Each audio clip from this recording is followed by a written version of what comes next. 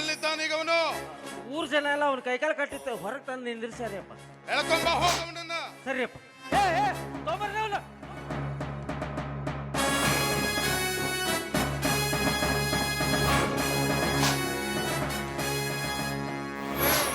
ನೀನೇನು ಮನುಷ್ಯನೋ? ಮನುಷ್ಯ ರೂಪದಲ್ಲಿರುವ ರಾಕ್ಷಸನೋ?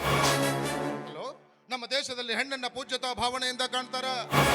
ನಡೆಯೋ ಭೂಮಿ ತಾಯಿ ಹೋಲಿಸ್ತಾರ, ಕುಡಿಯೋ ಗಂಗಾ ಮಾತೆ ಹೋಲಿಸ್ತಾರ.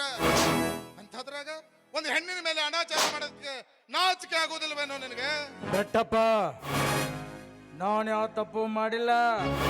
ಈ ಮಗ ರುದ್ರ ಸುಳ್ಳು ಹೇಳಾಕತ್ತೇನ. ಯಾರ ಮನೆಯಲ್ಲಿ ನಿಂತು ಯಾರ ಮುಂದೆ ಏನು ಮಾತಾಡ್ತಿದ್ದೀನಿ ಅನ್ನೋದು ಖಾಬರ್ ಇರ್ಲಿ. ಇದು ಬೆಟ್ಟಪ್ಪನ ಮನೆ. ಇಲ್ಲೇನಿದ್ರು ನ್ಯಾಯಕ್ಕೆ ಮಾತ್ರ ಬೆಲೆ, ನಿನ್ನಂತ ಸುಳ್ಳಿಗಲ್ಲ. ನೀನ್ ಹೇಳೋ ರುದ್ರ. ನೋಡ್ರಿ ಧಣ್ಯರ, ನಿಮ್ಮ ಎದುರಿಗೆ ನಿಂತು ಹೆಂಗ ಸುಳ್ಳು ಬೊಗಳ್ತಾನ. ಇವ ಹುಡುಗಿ ಮ್ಯಾಗ ಬಲಾತ್ಕಾರ ಮಾಡಿದ ಖರೇನೆ ಐತ್ರಿಯಪ್ಪ. ಆ ಹುಡುಗಿ ತ್ರಾಸ ನೋಡ್ಲಾರ್ದ ನಾನು ಆಕಿನ ಕರ್ಕೊಂಡು ಹೋಗಿ ದವಾಖಾನೆಗೆ ಅಡ್ಮಿಟ್ ಮಾಡಿ ಬಂದಿನ್ರಿ ಅಪ್ಪ. ಅಪ್ಪಾರ, ಈ ನನ್ನ ಮಗಳಿಗೆ ಎಂಥ ಶಿಕ್ಷೆ ಕೊಡ್ಬೇಕಂದ್ರೆ ಇವನಿಗೆ ಕೊಟ್ಟಿರೋ ಶಿಕ್ಷೆ ನೋಡಿ ಸುತ್ತು 40 ಹಳ್ಳ್ಯಾಗ ಹೆಣ್ಣು ಮಕ್ಕಳು ಮಾತಾಡ್ಸಕ್ ಹೆದರ್ಬೇಕ್ರಿ. ಆ ರೀತಿ ಶಿಕ್ಷೆ ಇವನಿಗೆ ಕೊಡ್ಬೇಕ್ರಿ ಅಪ್ಪ. ಬೆಟ್ಟಪ್ಪ, ಇದು ರೈತ ಅಂತ ಹೇಳಿ ಮನಸ್ಸಿಗೆ ಬಲ್ಲಂಗ್ ಶಿಕ್ಷೆ ಕೊಡಬೇಡ. ವಿಚಾರ ಮಾಡಿ ಶಿಕ್ಷೆ ಕೊಡು. ಈ ಬೆಟ್ಟಪ್ಪನ ತೀರ್ಪು ಯಾವ ಕಾಲಕ್ಕೂ ಬದಲಾಗೋದಿಲ್ಲ. ಹುಟ್ಟೋ ಸೂರ್ಯ ದಿಕ್ಕು ಬದಲಾಯಿಸಬಹುದು, ತಿರುಗೋ ಭೂಮಿ ಚಲನೆ ನಿಂತು ಹೋಗಬಹುದು. ಆದರೆ ಈ ಬೆಟ್ಟಪ್ಪ ಕೊಡೋ ತೀರ್ಪು ಯಾವ ಕಾಲಕ್ಕೂ ಬದಲಾಗಲ್ಲ.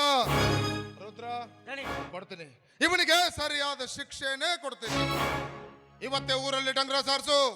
ಊರ ಜನರನ್ನೆಲ್ಲ ಊರು ಹೊರಗಡೆ ಇರೋ ಆಲದ ಮರದ ಹತ್ರ ಬರೋದ ಕೇಳು. ಎಲ್ಲರ ಕಣ್ಣೆದುರಿನಲ್ಲಿ ಇವನನ್ನ ನೇಣ್ಗೆ ಹಾಕಿಬಿಡು. ಇದು ಈ ಬೆಟ್ಟಪ್ಪ ಕೊಡೋ ತೀರ್ಪು. ಈ ಮಗ ಕೊಟ್ಟ ಶಿಕ್ಷೆ ಬರೋಬ್ಬರಿ ಐತ್ರಿಪ್ಪ, ಬರೋಬ್ಬರಿ ಐತಿ. ಬೆಟ್ಟಪ್ಪ, ಇವತ್ತು ನೀ ನನಗೆ ತೀರ್ಪು ಕೊಟ್ಟಿರ್ಬೋದು, ಆದ್ರೆ ಮುಂದೊಂದಿನ ಇದೇ ಘಟನೆ ನಿನ್ನ ಮನೆಯಾಗೋ ನಡೀತೈತೆ. ಸತ್ಯ, ನ್ಯಾಯ, ನೀತಿ, ಧರ್ಮಕ್ಕೆ ಇನ್ನೊಂದು ಹೆಸರಾದ ಈ ಬೆಟ್ಟಪ್ಪ ತನ್ನ ಮನೆಯಲ್ಲಿ ನಡೆದ ಘಟನೆಗೆ ಯಾವ ತೀರ್ಪು ಕೊಡ್ತಾನೆ ಅಂತ ನಾನು ನೋಡ್ತೇನೆ. ಅಂಥ ಸಂದರ್ಭ ಬಂದ್ರೆ ಈ ಬೆಟ್ಟಪ್ಪ ತನ್ನ ತಲೆ ಕತ್ತರಿಸ್ಕೊಳ್ಳೋದಕ್ಕೂ ಹಿಂದೆ ಮುಂದೆ ನೋಡಲ್ಲ. ಹೊಟ್ಟೆಯಲ್ಲಿ ಹುಟ್ಟಿದ ಮಗನೇ ಆಗಲಿ, ಜನ್ಮ ಕೊಟ್ಟು ತಂದೆನೇ ಆಗಲಿ, ನ್ಯಾಯ ಅಂತ ಬಂದಾಗ ನ್ಯಾಯದ ತಕ್ಕಡಿ ಸಮನಾಗೆ ತೂಗುತ್ತೆ ಈ ಬೆಟ್ಟಪ್ಪನ ನ್ಯಾಯಾಲಯದಲ್ಲಿ. ಏ ಮಗನ, ನೀನ ಸತ್ ನರಕದಾಗ ಬಿದ್ದು ಒದ್ದಾಡ್ತಿರ್ತೀವಿ ಮಗನ. ಇಲ್ಲಿ ನಡಿ, ನಿನಗೆ ಗೊತ್ತಾಕತ್ಲೆ? ನಾನು ಸತ್ರ ಏನಾಯ್ತಲ್ಲ ರುದ್ರ, ಸತ್ತು ಹೋದ ಈ ಕಾಳನ ಆತ್ಮ ಈ ಬೆಟ್ಟನ ಮನೆ ಸುತ್ತಾನೆ ಸುತ್ತಿರುತ್ತೆ. ಇವನ ಮನೆಯಲ್ಲಿ ನಡೆದ ಘಟನೆಗೆ ಇವ ಯಾವ ಶಿಕ್ಷೆ ಕೊಡ್ತಾನಂತ ಸತ್ತು ಹೋದ ಈ ಕಾಳನ ಆತ್ಮ ಇವನ ಮನೆ ಸುತ್ತಿ ಸುತ್ತಿ ನೋಡುತ್ತೆ.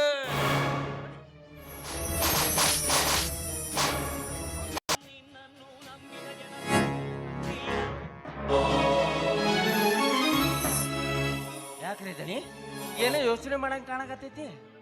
ರುದ್ರ, ದಣಿ, ಆ ಕಾಳ ಹೇಳಿದಾಗೆ ಮುಂದೊಂದು ದಿನ ಅಂಥ ಘಟನೆ ನನ್ನ ಮನೆಯಲ್ಲಿ ನಡೆದ್ರೆ?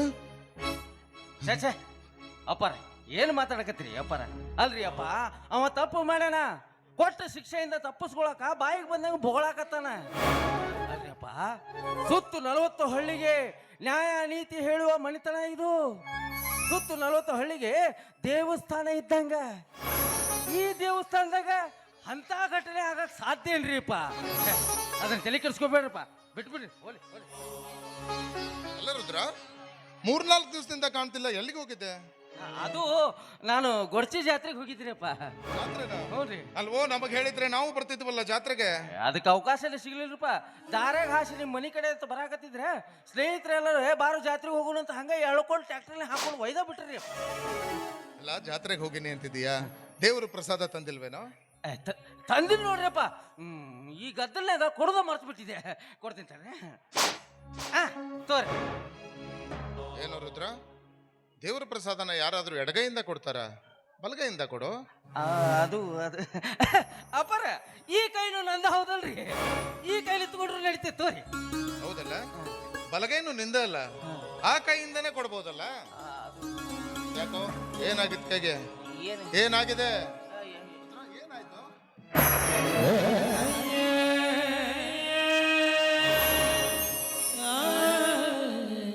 ರುದ್ರ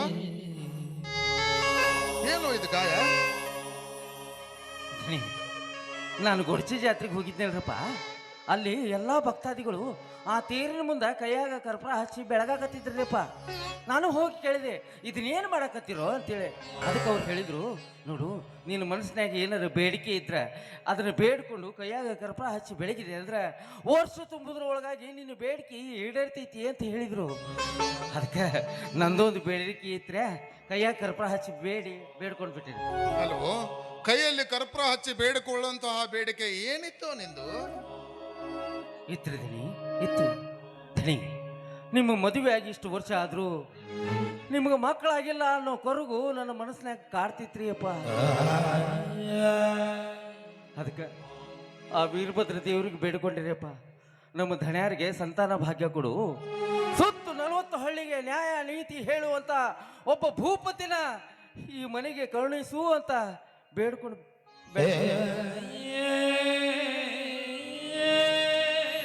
ಎಂಥ ಹುಚ್ಚದಿಯೋ ನೀನು. ಅದೆಲ್ಲ ಆ ದೇವ್ರ ಕಣ್ಣು ಬಿಡಬೇಕು ಆಗ್ಬೇಕು ಅಲ್ವೋ? ಯಾರಾದ್ರೂ ದೇಹ ದಂಡಿಸ್ಕೊಂಡು ದೇವರಿಗೆ ಹರಕೆ ಹೊರ್ತಾರ? ಎಂಥ ಹುಚ್ಚದಿಯಪ್ಪ ನೀನು. ಒಂದ್ ನಿಮಿಷ ಇರು ಮಹಾದೇವಿ. ಎಣ್ಣೆ ಅಪರ ಈ ವಿಷಯ ಅವ್ರಿಗೆ ಹೇಳ್ಬಿಡ್ರಿ, ಬೈತಾರ ಬೇಡ. ಸುಮ್ನಿರು ಮಹಾದೇವಿ. ಎಣ್ಣೆ ಅರಿಶಿನ ತಗೊಂಬ.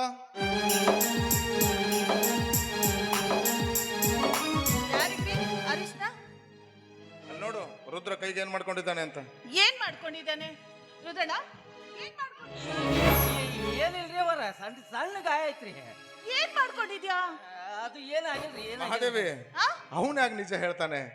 ಪಾಪ ನಮ್ಮ ಮನೆಗೆ ಸಂತಾನ ಆಗ್ಲಿ, ಈ ಮನೆಗೆ ಒಬ್ಬ ಭೂಪತಿ ಹುಟ್ಟಿ ಬರ್ಲಿ ಅಂತ ಆ ದೇವರಿಗೆ ಕೈಯಲ್ಲಿ ಕರ್ಪೂರ ಹಚ್ಚಿ ಆರತಿ ಬೆಳಗಿದ್ದಾನೆ ಪುಣ್ಯಾತ್ಮ.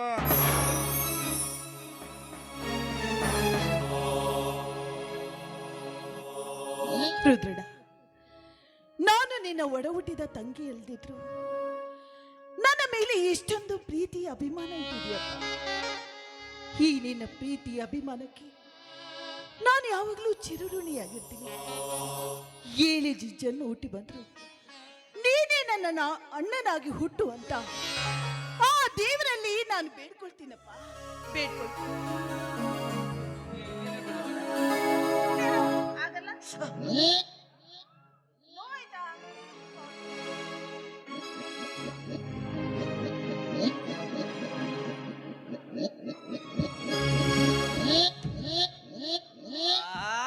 ಅಪರ ಅದಕ್ಕೆ ನಾನು ನಿಮಗೆ ಬಡ್ಕೊಂಡೆ, ಅವ್ವರಿಗೆ ಗಾಯ ತೋರಿಸೋದು ಬೇಡ ಅಂತೇಳಿ.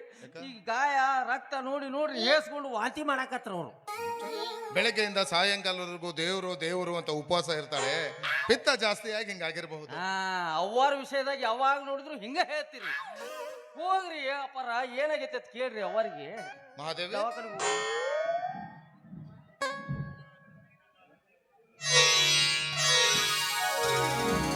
ರುದ್ರ ಅಂತೂ ಆ ದೇವರು ಕಣ್ಣು ಬಿಟ್ನಪ್ಪ. ಅಂದ್ರಿ ನಿನ್ನ ಹರಕೆ ಫಲಿಸ್ತು ಅಂದ್ರೆ ಈ ಮನೆಗೆ ಒಬ್ಬ ಭೂಪತಿ ಬರ್ತಿದ್ದಾನೆ. ಹೌದ್ರಿ? ಎಲ್ಲರೂ ಬಹಳ ಸಂತೋಷ ಆಯ್ತು, ಬಹಳ ಸಂತೋಷ ಆಯ್ತು. ಅವರ ಇನ್ನು ಮುಂದೆ ನೀವು ಏನು ಕೆಲಸ ಮಾಡಂಗಿಲ್ಲ, ಎಲ್ಲ ಕೆಲಸ ನಾನು ಮಾಡ್ತೀನಿ. ಅವರ ರೊಟ್ಟಿ ಮಾಡಂಗಿಲ್ಲ, ಪಲ್ಯ ಮಾಡಂಗಿಲ್ಲ, ಅನ್ನ ಮಾಡಂಗಿಲ್ಲ, ಸಾರು ಮಾಡಂಗಿಲ್ಲ, ಊಟ ಮಾಡಂಗಿಲ್ಲ, ಮಕ್ಕಳಂಗಿಲ್ಲ, ಏನು ಮಾಡಂಗೇ ಇಲ್ಲ. ಏನು ಮಾಡಬಾರ್ದ? ಇಲ್ಲಿಲ್ರಿ, ಊಟ ಮಾಡ್ರಿ ಮಕ್ಕೋರಿ, ಉಳಿಕೆ ಎಲ್ಲ ಕೆಲಸ ನಾನು ಮಾಡ್ತೀನಿ. ಅಪ್ಪರ ನಾನ್ ನಿಮ್ಗೆ ಹೇಳ್ತೀನಿ ಕೇಳ್ರಿ, ಇನ್ನು ಮ್ಯಾಗ ಅವ್ವಾರಿಗೆ ಆ ಕೆಲಸನೂ ನೀವು ಹೇಳಂಗಿಲ್ಲ. ಅವ್ವಾರು ಏನೇನು ಕೆಲಸ ಮಾಡ್ತಿದ್ರು ಅದನ್ನೆಲ್ಲ ನಾನ ಮಾಡ್ತೀನಿ. ರುದ್ರಣ್ಣ, ನನ್ನ ಕೆಲಸ ಎಲ್ಲ ನೀನೇ ಮಾಡ್ತೀಯಾ?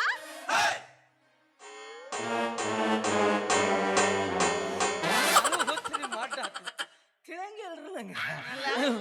1-2 ಕೆಲಸ ನೀವು ಮಾಡ್ರಿ, ಉಳ್ಕಿದ್ ನಾ ಮಾಡ್ತೀನಿ. 1-2 ಕೆಲಸ ಆಯ್ತಾಯ್ತು. ಅದಿರ್ಲಿ ರುದ್ರಣ್ಣ, ಏನೋ ಹೊಸ ಸುದ್ದಿ ಕೇಳಿದಲ್ಲ? ಹೊಸ ಸುದ್ದಿ ನಂದ್ರೆ? ಹೌದು, ನಿಂದೆ. ನಾವ್ ಬಡ್ರದ್ದು ಏನು ಸುದ್ದಿ ಇರ್ತದ್ರಿ ಹಂಗ ನಮ್ದೇನೆ. ಹಾ ಹೌದಾ? ನೀನು ಹೆಂಡತಿ ಗರ್ಭಿಣಿ ಅಂತೆ?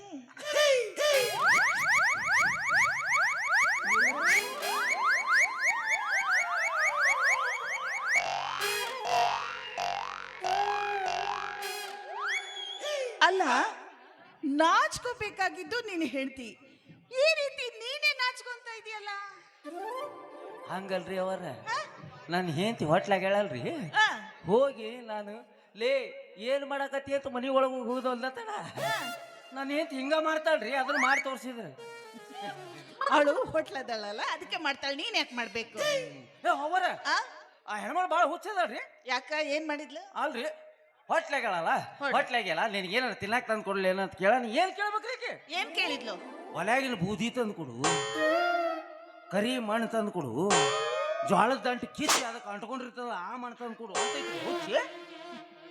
ಅದ್ರೆಲ್ಲ ಬಸ್ರಿ ಇದ್ದಾಗ ಬೈಕೆಗಳಿಗೆ ಕಾಡ್ತಾ ಇರ್ತವೆ, ಅವೆಲ್ಲ ನೀನ್ ತಗೊಂಡೋಗಿ ಕೊಡ್ಬೇಕು. ಹೌದು ಹ್ಮ್.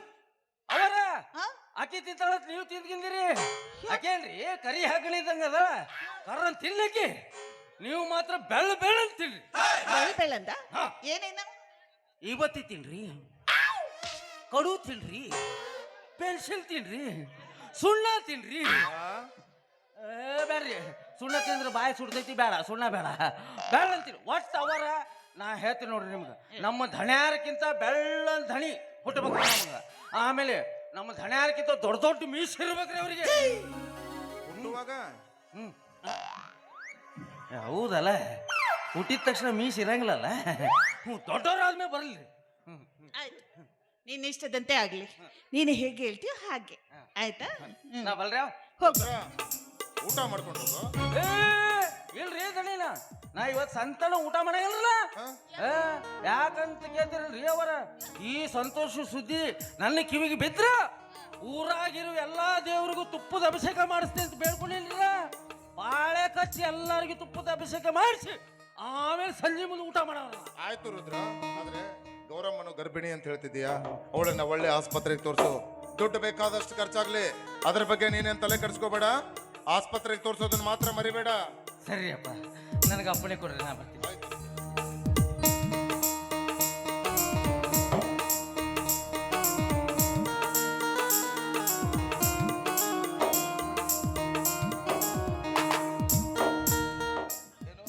ಅಮ್ಮವರಲ್ಲಿ ಇವತ್ತು ತುಂಬಾ ಬದಲಾವಣೆ ಕಾಣ್ತಿದೆ.